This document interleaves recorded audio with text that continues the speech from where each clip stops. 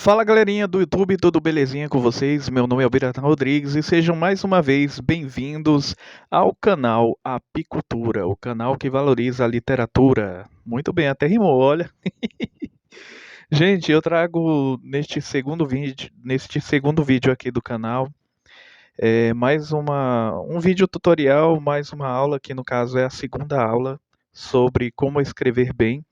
Eu espero que vocês tenham se sentido satisfeitos com a primeira aula.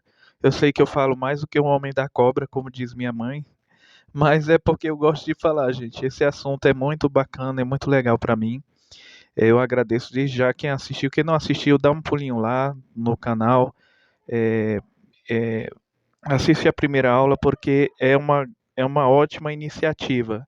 É um grande ponto de partida para você aprender os primeiros passos para se tornar um escritor.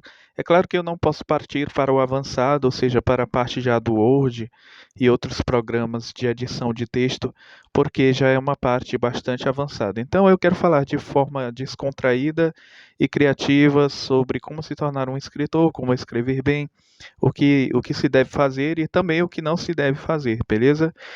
Belezinha, pessoal? Então, mais uma vez, sejam bem-vindos e vamos para a segunda aula. Deixa eu diminuir bem aqui essa, esse desenho aqui da câmera, da televisão. Peraí.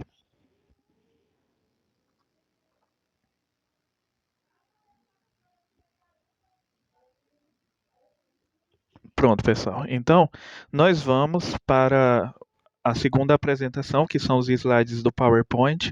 Vamos para a segunda aula.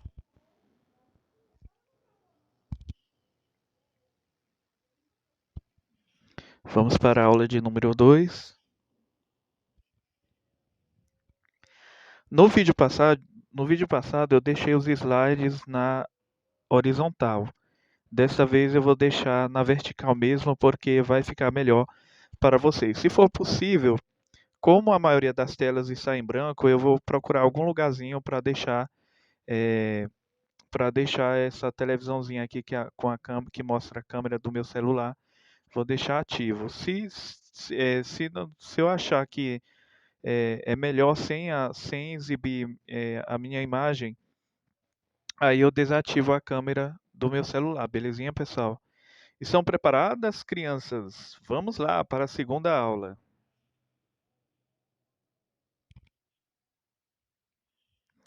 Vamos lá, pessoal. Como escrever bem? Lembram-se do que eu falei na aula de número um, como escrever bem? Que você deve sempre se atualizar, deve reformar as suas ideias e inovar os seus conceitos? Pois é. Como eu já disse isso, mas não arranca pedaço repetir, é sempre necessário o escritor atualizar-se ou adaptar-se ao processo de informação de atualização, certo? Então, eu aconselho logo a você que não assistiu a primeira aula, por isso que eu digo, gente, é melhor acompanhar tudo do começo, tá entendendo? Porque fica melhor para todos vocês. E fica melhor para mim também, para eu não ter que, não que eu tenha preguiça de explicar tudo, mas fica até melhor porque não fica chato eu ter que explicar tudo de novo. Mas eu estou só abrindo um parêntese aqui para reexplicar aquilo que eu expliquei na primeira aula. Você tem que adaptar-se ao processo de atualização. Você tem que se atualizar constantemente como escritor, beleza, pessoal?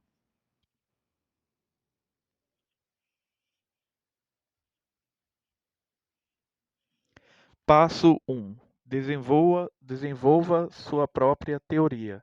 Olha, cada escritor, quando vai escrever um determinado livro, principalmente, é claro que esse passo um, ele se aplica mais a narrativas, né?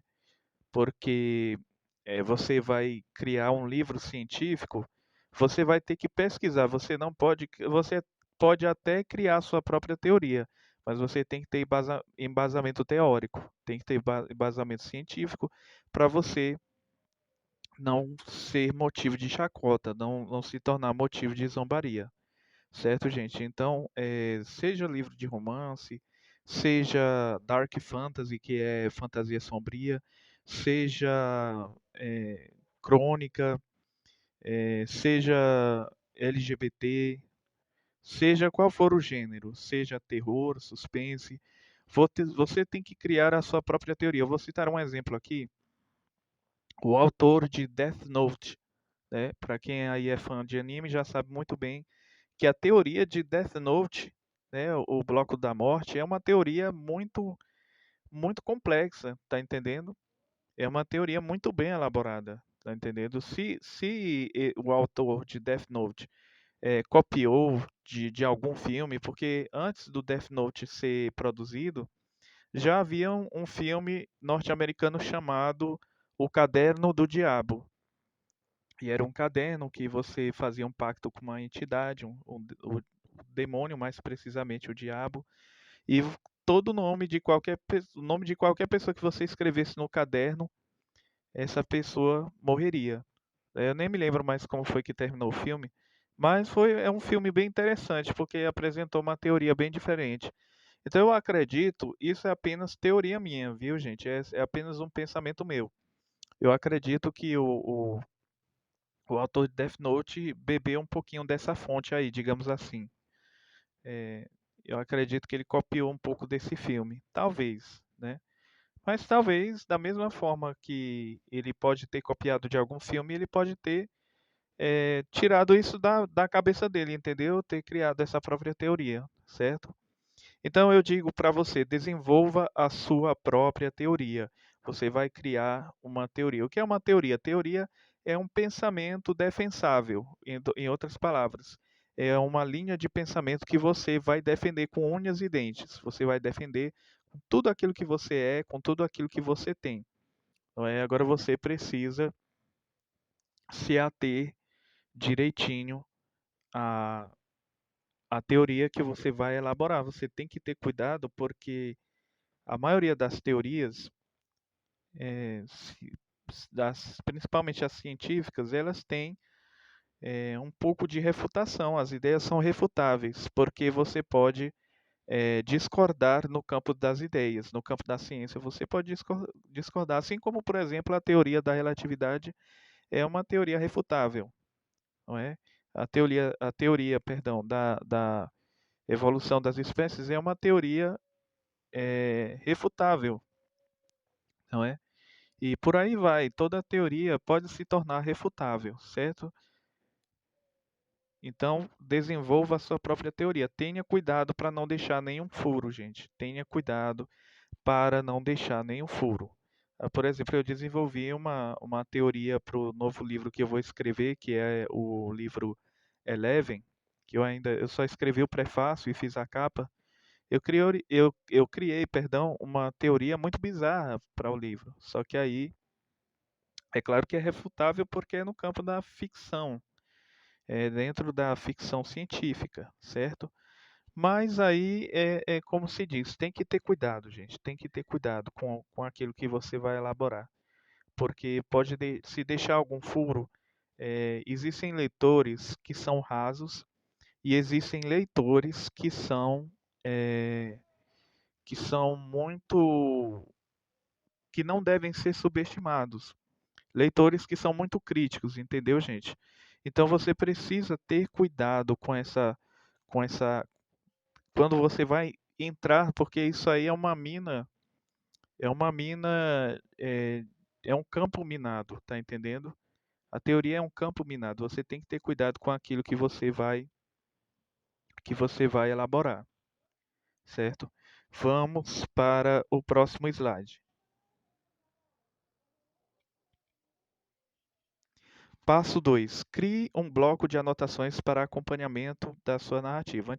Sabe o que antigamente os escritores faziam? Os escritores de 20, 50 anos atrás, assim, quando eles tinham, geralmente os livros que eles escreviam eram livros muito grandes, tinham várias páginas. Então, o que eles faziam? Eles pegavam tipo um bloco de anotações, aliás, era um bloco de anotações, e eles anotavam o nome de cada um dos personagens que faziam parte da narrativa. Quando eles iam planejar um capítulo, eles, eles escreviam a trajetória, a sistematização, eles escreviam de forma sistemática, tipo assim, fulano, ambiente, parque, situação, briga, certo? E aí eles iam especificando, iam escrevendo os detalhes da narrativa, para em cima disso eles poderem escrever a sua narrativa, os seus contos, entendeu? E hoje não é muito diferente, não, aliás, não é nada diferente. Só que hoje a gente tem os recursos tecnológicos, certo, gente?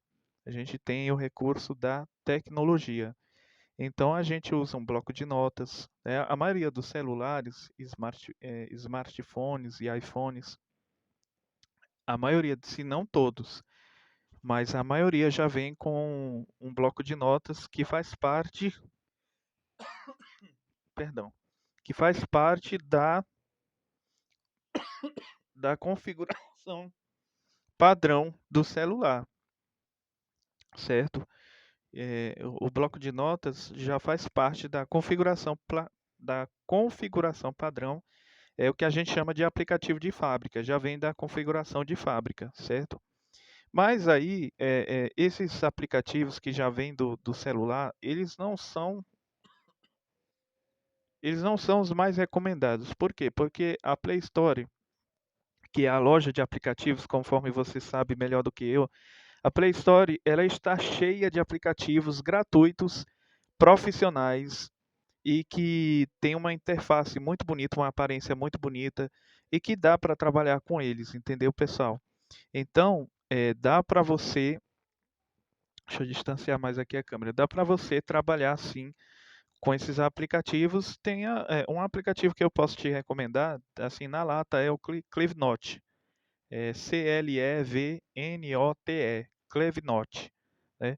É um aplicativo muito básico, porém ele é muito bom e o melhor de tudo é gratuito na Play Store. Você baixa, são poucos megabytes, dá para você instalar, não vai ocupar muita memória, muito espaço da memória interna do teu celular, certo?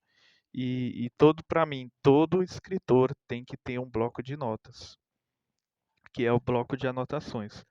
Não importa se é um bloco de notas, digamos assim, básico, para não chamar amador, ou se é um bloco de notas profissional. Isso vai depender do usuário, vai depender de você, vai depender das suas necessidades, né? Se você está elaborando uma história muito complexa, aí você vai precisar de um bloco de anotações bem profissional, bem profissa, né? Como a gente fala no português bem claro. Mas se você está criando uma história simples, você pode usar um aplicativo simples de anotações, um bloco de notas bem básico mesmo. Eu falar uma outra coisa,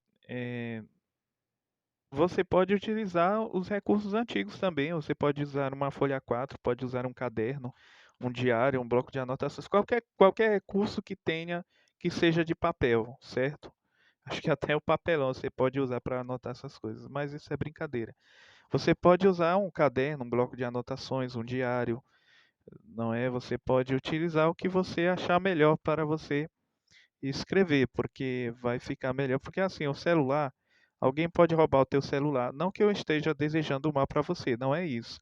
Mas alguém pode roubar o teu celular, ou então você pode acabar formatando ele assim do nada.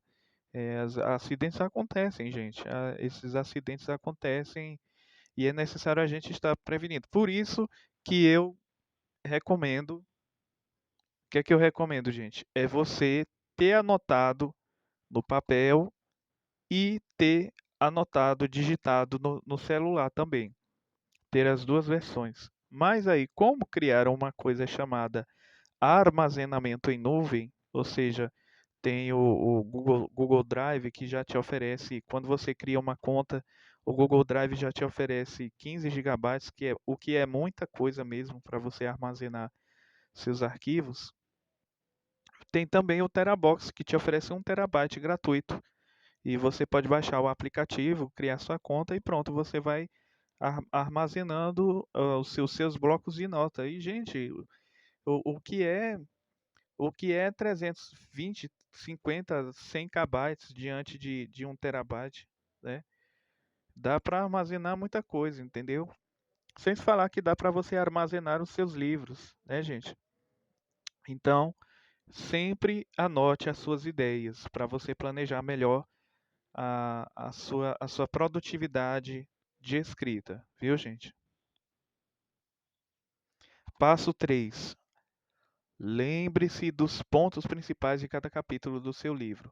Cada capítulo do livro que você escreve, que um autor escreve, fala sobre um tema diferente. Por exemplo, existem capítulos que falam sobre o mesmo tema. Eu não vejo nenhum problema nisso, afinal de contas, o escritor é o dono da obra. O livro dele é a propriedade intelectual dele. Mas assim, fica um pouco. Não seria a palavra monótono, não fica monótono. Não é que fica monótono, é porque fica muito repetitivo você fazer. É claro que ninguém vai fazer, por exemplo, 3 capítulos com o mesmo título. Pelo menos eu nunca vi isso. Se vocês souberem, botem aí nos comentários se vocês já leram algum livro com 2 capítulos repetidos, porque eu, sinceramente, eu nunca vi, certo? Eu já vi os livros da Bíblia, né? É, primeiro livro dos Reis, Segunda Reis, Primeiras Crônicas, Segundas Crônicas, Primeira Epístola do Apóstolo João, Segunda Epístola do Apóstolo João. Mas aí é uma outra coisa, entendeu, gente? Aí vai da, não é nem da consciência, vai de cada um, vai de você mesmo, entendeu, gente? Então tenha cuidado aí quando você. É, porque é o seguinte, desculpa. Quando, toda vez que eu termino de escrever um determinado capítulo, eu deixo para intitular, ou seja, eu deixo para colocar o título do capítulo só depois que eu terminar de escrever o capítulo. Ou seja, eu não gosto. Eu estou falando é eu, gente. Sou eu, não é seu caso, tá entendendo? Porque cada um é de um jeito. Eu já disse, cada um define os parâmetros para a sua produção de escrita. E isso deve ser respeitado.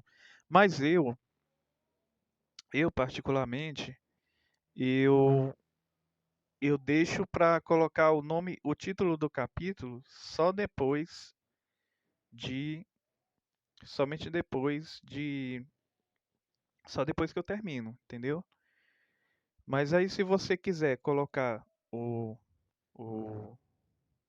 o título primeiro, você é quem sabe. Agora é o seguinte, por que que eu vou explicar o porquê? Por que que você coloca o título só depois que finaliza o capítulo, Biratã? Pelo seguinte, porque porque quando eu termino o capítulo, eu tenho, enfim, uma visão geral de tudo aquilo que eu escrevi, não é? Geralmente eu escrevo 10 páginas para cada capítulo. Esse é o meu método de produção, entendeu? Beleza? Mas assim, só eu prefiro colocar o título depois de terminar o capítulo, porque quando eu termino o capítulo, quando eu finalizo, quando eu encerro, só assim eu tenho uma visão geral de tudo aquilo. Eu faço um apanhado de tudo aquilo que ocorreu, de tudo aquilo que aconteceu, e aí eu procuro um título que seja chamativo e que seja interessante para representar o capítulo. Tá entendendo, gente? O capítulo, eu poderia passar muito tempo falando sobre isso, mas eu não vou me estender muito não, porque existem outros passos, outros slides para eu explicar para vocês. O capítulo, gente, tem que fazer jus ao conteúdo, entendeu? Então, se você vai falar sobre, sei lá, mágoa, rancor, né, vingança, né, você não vai escrever um capítulo de pessoas entregando flores para as outras, personagens abraçando os outros, com um título desse, né? Você acha que combina? A não ser que você coloque no final do capítulo, aí combina, mas assim, o conteúdo do capítulo tem que fazer jus ao seu título, entendeu? Então, se você tem como capítulo o título Vingança, ou rancor, ou mágoa, você tem que colocar um conflito, né? Como é que eu vou colocar? Como é que eu vou falar? Como é que eu vou colocar o nome o título do capítulo Paz e eu escrevo uma narrativa descrevendo uma batalha, uma guerra? Não faz sentido, tá entendendo? Talvez você até queira dizer assim, ah, Biratan, mas você é muito rigoroso, o livro é meu, eu faço o que eu quiser. Gente, não é essa a questão. Eu sei que o livro é seu, você faz o que quiser, você bota o que você quiser. Mas eu estou dizendo para você chamar a atenção do seu leitor. É claro que o escritor ele não vive somente de chamar a atenção do leitor, dos seus leitores, certo? Mas assim, você tem que fazer uma coisa bem organizada, porque se for para fazer bagunçado, não vai adiantar, não vai fazer sucesso, não vai consolidar o teu público, não vai chamar a atenção das pessoas.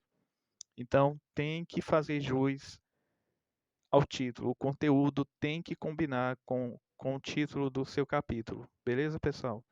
Vamos dar continuidade aqui. Passo 4. Seja disposto ou disposta a criar novos conceitos. Conforme eu falei no passo número 2, né, que eu falei sobre você formular a sua própria teoria, você criar novos conceitos, gente. Tem muito escrito aí copiando dos outros, entendeu? Apesar de que eu partilho dessa ideia de que ninguém é 100% original, mas assim, você tem que formular os seus próprios conceitos, tá entendendo? Por exemplo, eu vou citar um conceito aqui. No Código da Fantasia, que foi o meu primeiro livro de literatura fantástica, eu criei um conceito bem interessante, pelo menos ao meu ver, que os moradores daquela cidade, que era a cidade sem nome, né, já estou dando spoiler aqui, mas tem problema não. Os moradores da cidade sem nome, eles plantavam bananeira, não é? E eles acreditavam que se eles olhassem assim constantemente para o sol durante meia hora, eles iam adquirir o poder de controlar o tempo. Isso é um conceito que eu criei para a história, entendeu? É claro que é sem pé nem cabeça, mas é um conceito e daí? É o meu conceito que eu criei para o livro, tá entendendo? Então esses conceitos são essas definições, esses parâmetros que estabelecem os comportamentos dos personagens, certo? Pode ser um ambiente é uma forma de conceito, certo? Eu não sei se você parou para pensar, em alguns filmes, não estou dizendo todos, mas em alguns filmes, se não for a maioria, quando chove, é sinal de presságio, quer dizer, uma coisa ruim que vai acontecer, ou então é sinal de que o protagonista está em profunda angústia. Preste atenção. Talvez você pesquise aí no YouTube, na internet, mas preste atenção. Qual é o sentido semiótico? Para quem não sabe, semiótica é o estudo das diferentes linguagens, né? É tudo aquilo que pode ser perceptível aos sentidos humanos: visão, tato, paladar, audição, certo? E por aí vai, certo, gente? Então, isso é uma forma de conceito, certo? Então você tem que criar os seus próprios conceitos. É claro, você pode pesquisar, conforme eu falei na aula de número 1. É bom que você pesquise, porque pesquisar é sempre bom para você formular os seus conceitos. A maioria dos escritores, por exemplo, não pense que Machado de Assis tirou tudo assim da cabeça, tudo da cabeça dele, não, gente. Machado de Assis foi um exímio, um ávido, um grande pesquisador, certo? Então eu acredito que esse cara, ele andava direto aí nas bibliotecas pesquisando livros. Se é que ele já não tinha uma em casa, uma dentro de casa, certo? Então acredito que ele foi um cara que pesquisou muito para poder escrever os romances dele, as peças teatrais, os contos e as crônicas dele, entendeu? É necessário, desculpa, é necessário fazer pesquisa, porque a pesquisa é o que vai consolidar o teu embasamento teórico, certo, gente? Vamos lá para o passo de número 5. Não se aprisione a explicar o passado. Não se aprisione a explicar o passado. Gente, tem muito escritor aí que vive só de chamado. A gente chama, no filme, a gente chama isso de flashback, né? Que são momentos do passado, são recortes de momentos passados, né? Que são memoráveis ou para o protagonista ou para qualquer outro personagem da narrativa, da história. Então, tem gente que só quer explicar o passado. Por exemplo, um dos animes. Lá vou eu citar outro exemplo de anime, mas é porque eu gosto muito de anime, viu, gente? Um dos animes, um dos animes que mais tem flashback é Naruto. Naruto tem flashback demais, cara. Vai, presta atenção, assiste os episódios, sem contar os fillers. Assiste os episódios para você ver. E o Naruto é o personagem que mais tem flashback. Toda hora ele tá relembrando algum momento passado, alguma coisa importante que aconteceu na vida dele. Não que isso não seja importante, isso é importante, tá entendendo? Só que, como diz, né, quem vive de passado é museu, gente, certo? Você ficar só descrevendo cenas passadas, certo? A não ser o seguinte, que o seu livro comece pelo presente e a narrativa explique o passado, né? Porque já que eu disse que o autor do livro, você que é o autor do livro, você pode brincar com esses três tempos, com o presente, o passado e o futuro. Você pode começar a narrativa a partir do presente, depois parte para o passado, aí vai para o futuro. Você pode começar pelo futuro, depois vai para o passado e depois termina no presente. Isso aí é você quem vai determinar isso. Eu particularmente eu não gosto muito disso, porque dá um embaralhamento danado, bicho, na cabeça do autor e você fica assim meio que tá entendendo sem entender. Por exemplo, eu li um livro brasileiro, um livro nacional chamado Torturado, que ele é narrado por três narradoras diferentes. A primeira é a Bibiana, se eu não me engano, a segunda Belonísia, e a terceira é uma entidade aí dos antepassados da cultura afrodescendente, entendeu? Um livro bastante interessante. Mas aí fica o leitor fica um pouco confuso. Mas aí eu gostei dessa brincadeira que o Itamar Vieira Júnior fez, porque ele está, de certa forma, ele está mexendo com o nosso raciocínio, né? Porque ler é exercer o raciocínio. Ler não é só você é, se ater àquela leitura mecânica, né? Aquela leitura engessada, né? Ler é isso, é você exercitar a mente. Tem que raciocinar para poder interpretar o texto, né, gente? Então, não se aprisione a explicar o passado, certo, gente?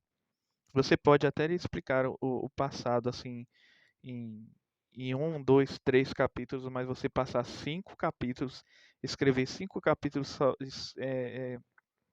explicando, querendo explicar as coisas, a narrativa, assim, fica esquisito, pelo menos para mim. Agora é o seguinte, a não ser que, por exemplo, você vai escrever sobre um livro de história, certo? O livro de história não fala sobre o futuro.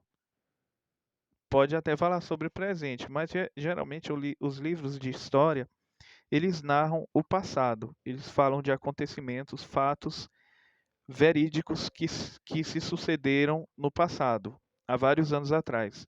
Aí tudo bem, porque você tem que explicar mesmo, tem que fazer os capítulos, todos os capítulos do livro tem que explicar o passado mesmo. Aí tudo bem, sem problema. Mas assim, um livro de romance, um livro de suspense, de terror, de literatura de fantasia, você ficar 5 capítulos direto explicando o passado, gente, cuidado, tudo bem, pode fazer sucesso, eu não estou anulando essa possibilidade, mas é uma coisa que pode se tornar nociva, pode se tornar uma leitura nociva. O que é uma leitura nociva, Biratã? Você está falando grego? Não. Uma leitura nociva, vou explicar para você.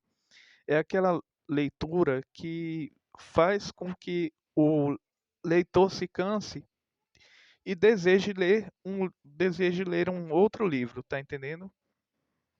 De repente ele está lendo o livro, ele está achando bom, aí ele parte para o segundo capítulo, aí ele já não está muito conformado com o que ele está lendo, aí depois ele parte para o terceiro capítulo e daí em diante, aí quando ele chega no quinto capítulo, ele já abandona a leitura, entendeu?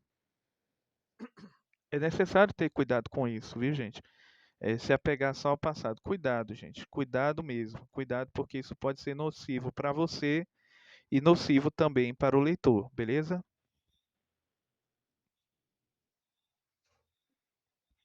Passo de número 6. Analise a sua própria escrita e se dê uma nota de 1 a 10.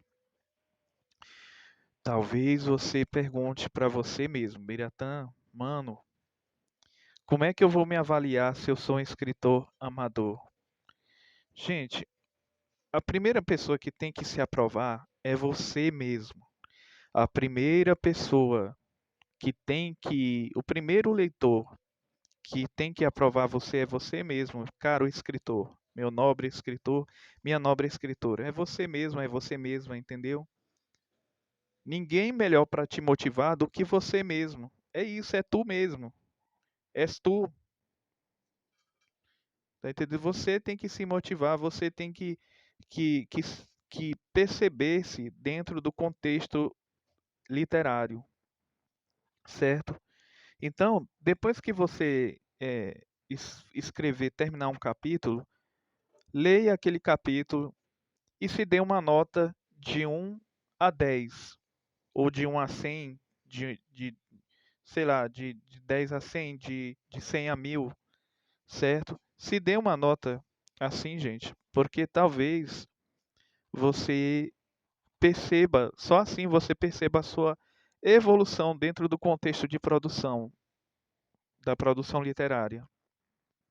Por isso que eu digo, você é a primeira pessoa que tem que se aprovar e você é a primeira pessoa que tem que se motivar, certo?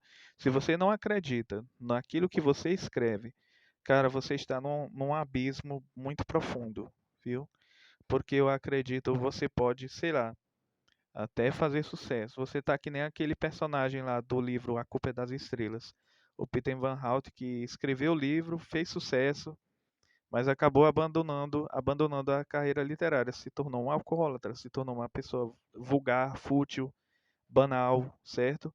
E aí ele abandonou praticamente a carreira literária e artística. Tanto é que a Hazel Grace, ela desprezou ele.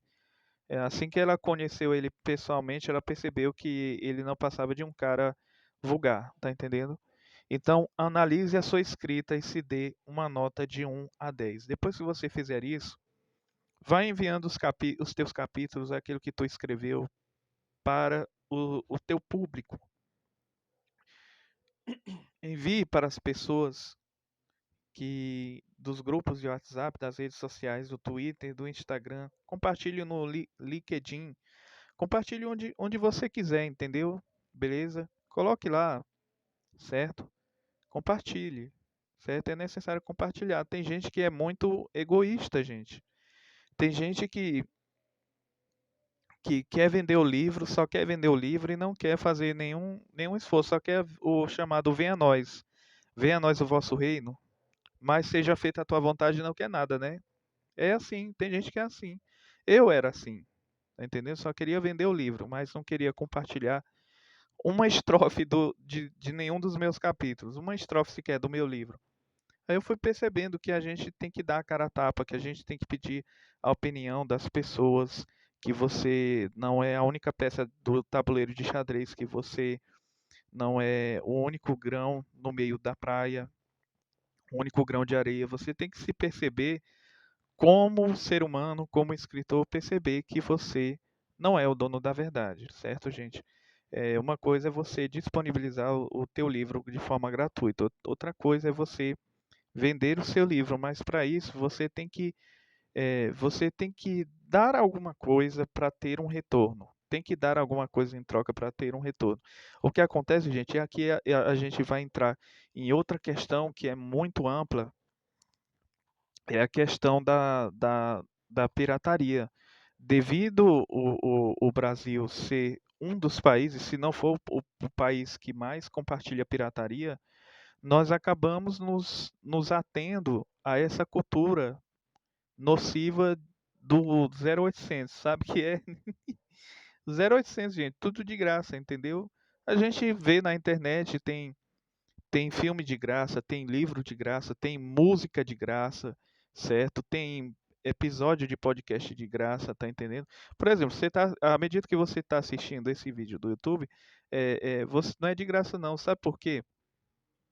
Porque embora o YouTube seja uma plataforma gratuita para os seus usuários, mas você está pagando a tua internet para você assistir esse vídeo, entendeu? Então não é de graça não, meu amigo. Não é de graça, tá entendendo? Eu também assim, eu tenho os meus adendos, eu tenho os meus prós e os meus contras. Pirataria é bom até certo ponto, certo? Uma coisa que seria muito boa no nosso país e que se fosse possível, todo apaixonado por literatura poderia publicar um vídeo no YouTube eh, pedindo às autoridades políticas para diminuírem a taxa de cobrança dos livros, tá entendendo? Porque tem livro que é muito caro, tá entendendo? Um livro assim de R$ 10, ninguém faz esforço para comprar, gente, diga-se de passagem. Se o cara fiz chorar, é porque ele é muito miserável, tá entendendo? Mas assim, um livro já é R$ 40, certo?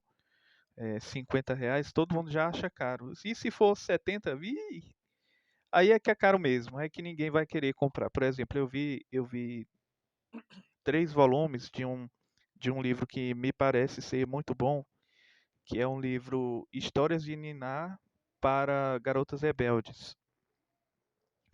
Me parece que o livro é muito bom, eu ainda não li não, porque eu tenho que comprar e não achei esse livro gratuito na internet, né? A famosa política do 0800. Mas assim, tem certas coisas, por exemplo, teve um e-book que eu comprei por R$ 9,99, achei muito super barato. Achei o preço acessível e o conteúdo é muito bom, cara. Muito bom. Então, quando eu vejo um livro de 10, 20, 30, R$ 35, eu não acho caro. Eu estou falando certo? E olha que eu não ganho dinheiro de nada não, viu, gente? Mas assim, um livro a partir de 45, 50, R$ 60 já é muito caro, tá entendendo? A não ser que esse livro seja aquele livro antigo que poucas pessoas têm. Tal qual os livros da Carolina Maria de Jesus, tem gente que comprou esses livros apenas para colecionar, entendeu? Livros esses que custam na internet por R$ 300, R$ 400, não é menos do que isso não. Porque são livros que não são mais comercializados pelas editoras, tá entendendo?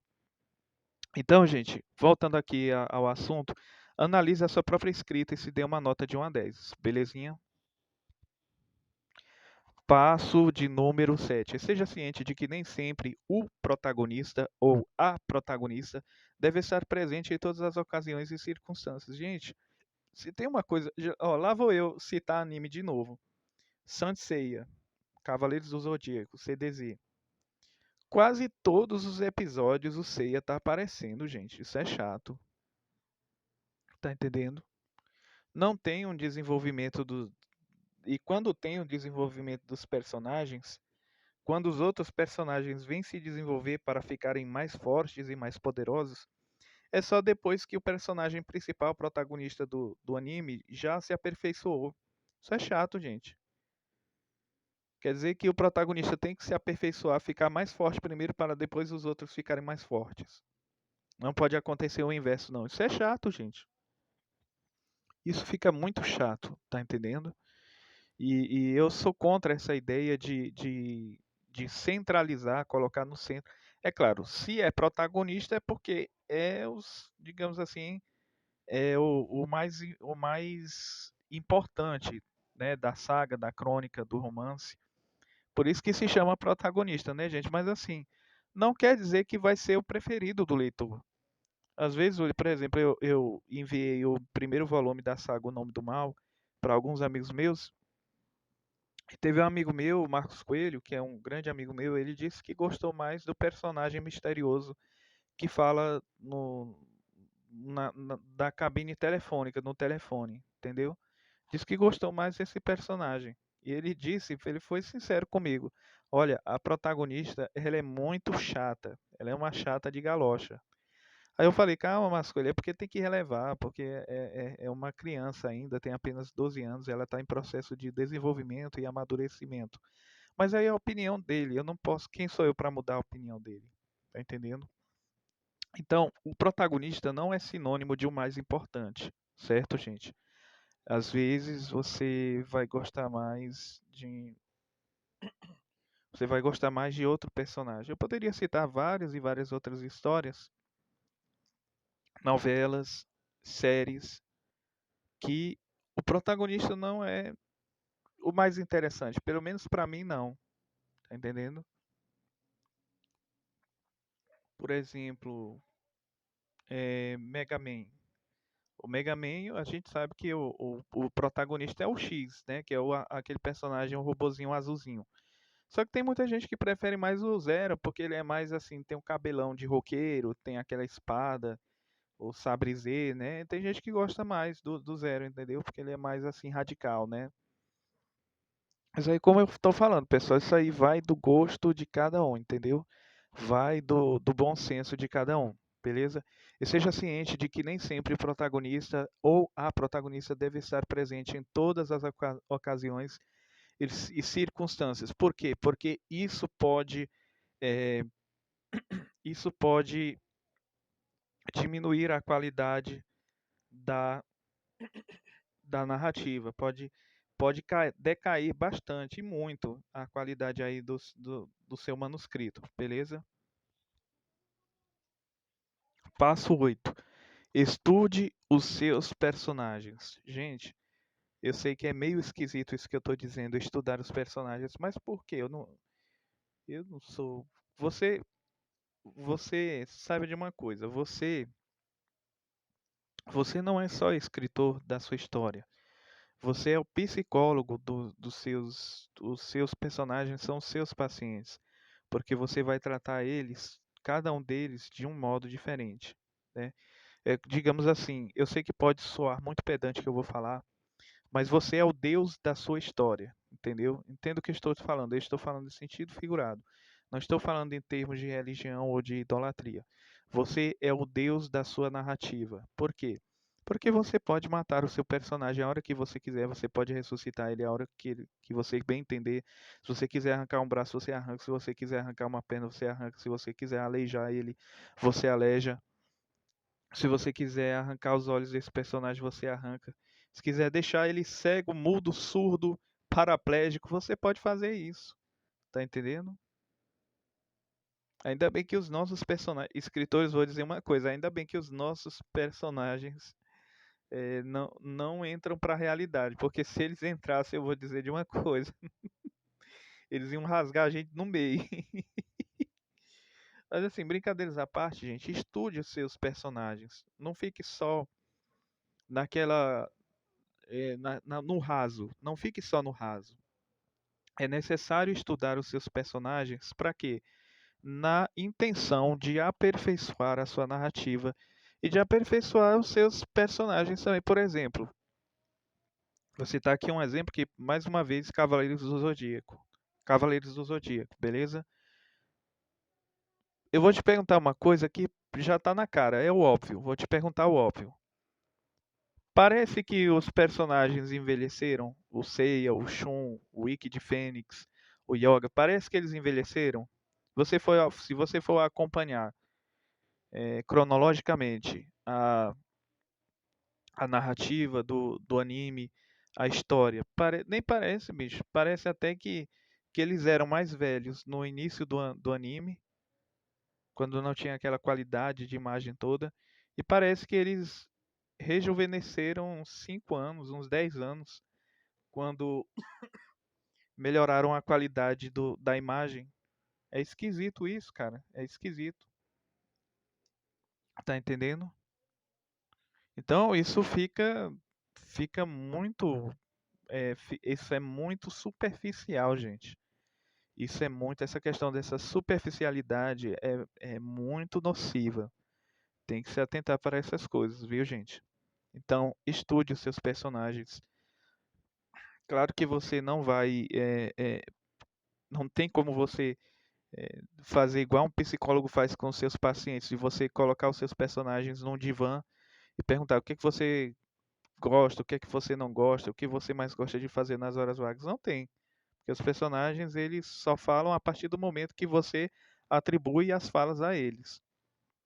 Mas de você entrevistar seus personagens, infelizmente a gente ainda não chegou.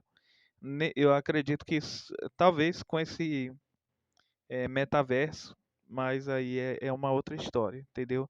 Aí já é uma coisa muito avançada mesmo. Talvez isso seja possível no futuro, mas aí assim, isso está fora da nossa compreensão, certo? Não tem como, certo? Você entrevistar os seus personagens, certo? E por isso que eu digo, você tem que se aprofundar com seus personagens para você não ficar só naquela zona de conforto. Passo 9: cria suas próprias frases e efeitos. Gente, uma coisa muito interessante que vocês podem fazer é criar suas frases motivacionais, suas frases reflexivas, suas frases de efeito, né? Por exemplo, o filme A Culpa é das Estrelas está cheio de frase filosófica, não é? Se você quiser a chuva, se você quiser o arco-íris, aguente a chuva. É, é, a dor precisa ser sentida, não é? Essas frases de efeito existem, certo? E tornam mais isso acaba colorindo mais a sua narrativa, de certa forma. É claro que você não pode colocar uma frase banal, tipo assim, o gato sentou no mato. Isso, isso é uma coisa assim, sem pé nem cabeça, não tem nenhuma profundidade, né? É uma frase que realmente tenha um conteúdo, perdão, que faça com que o leitor se interesse, se sinta convidado. Tem que ser uma coisa convidativa, beleza? Tem que ser aquela frase que o leitor fique imaginando, nossa, e não é que tem verdade nessa frase aí, não é que é verdade isso aí, isso é muito profundo, não é? Conforme eu citei antes, A Culpa é das Estrelas está recheado.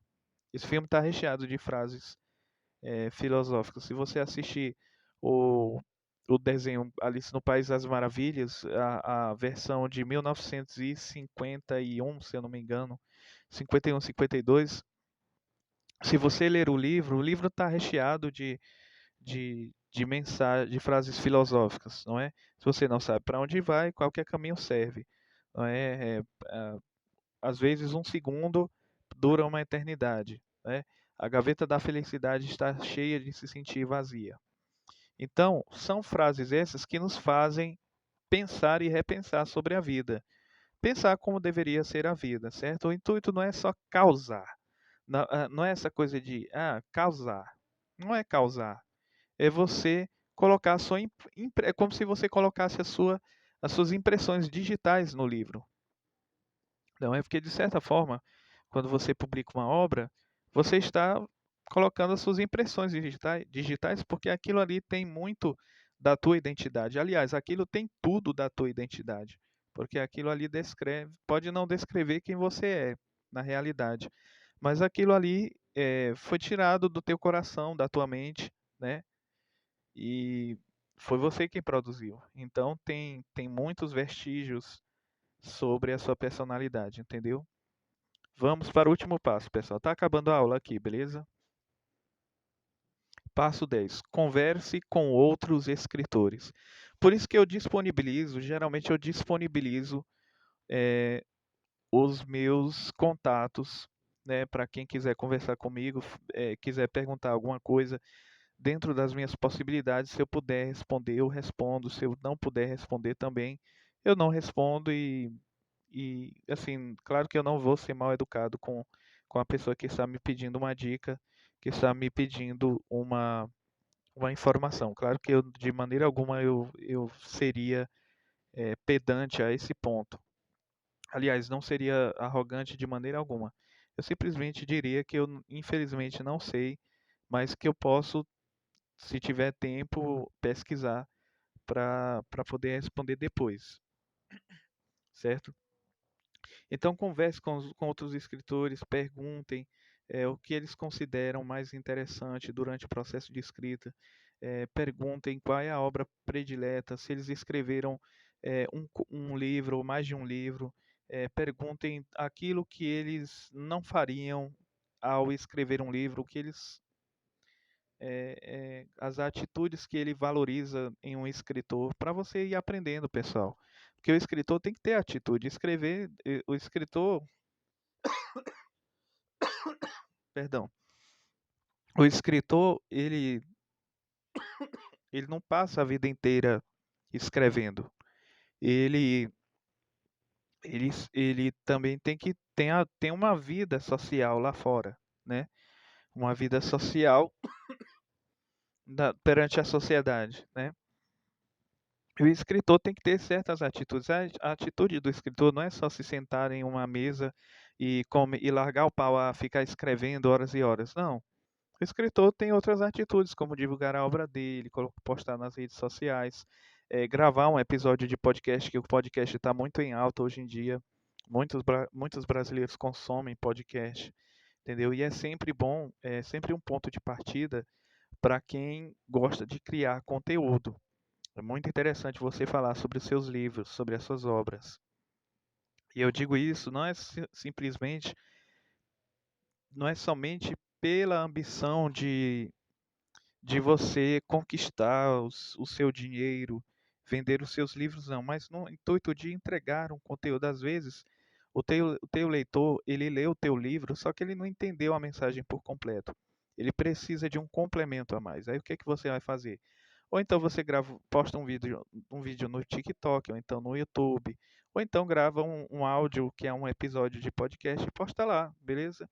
Ou então você pode escrever um artigo, ou então uma redação falando sobre os pontos positivos, os pontos negativos da tua obra.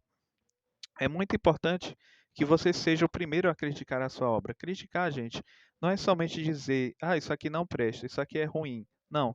Criticar é você analisar de forma crítica, de forma organizada e sistemática aquilo que você está analisando, certo, gente? Então converse com outros escritores, certo? Que eu acredito que eles vão te acrescentar muito. E quando eu falo escritores, deixa eu só abrir um parênteses aqui. Eu não estou me referindo a pessoas milionárias, porque a gente sabe que esses autores famosos e reconhecidos no mundo inteiro ou então no país, eles não têm muito tempo para responder redes sociais, né? Alguns trabalham, né? Alguns são militantes, alguns são militantes de alguma causa benéfica, certo? Eles defendem alguma causa. Eles sempre têm alguma coisa para fazer, certo? Tem deles que respondem. Eu não estou dizendo que eles não respondem, gente, mas é uma raridade eles responderem, entendeu? Então eu sugiro que você converse com esses escritores anônimos mesmo. Existem professores de universidade que são escritores, que já publicaram um livro, não são famosos, mas publicaram um livro, e talvez esse livro que eles publicaram seja até bem melhor do que muitos livros aí que autores renomados publicaram, tá certo? Porque não é só porque o autor é renomado que tudo que ele publique seja relevante, não, gente, certo? Tem coisa que, assim, não encaixa, não é legal, entendeu?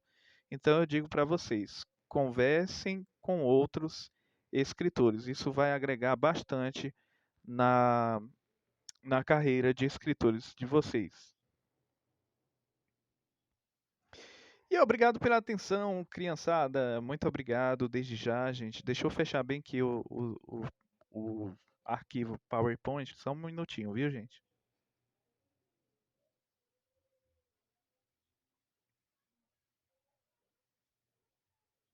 Deixa eu aumentar bem aqui a tela para deixar minhas considerações finais. Espera aí, só um minutinho.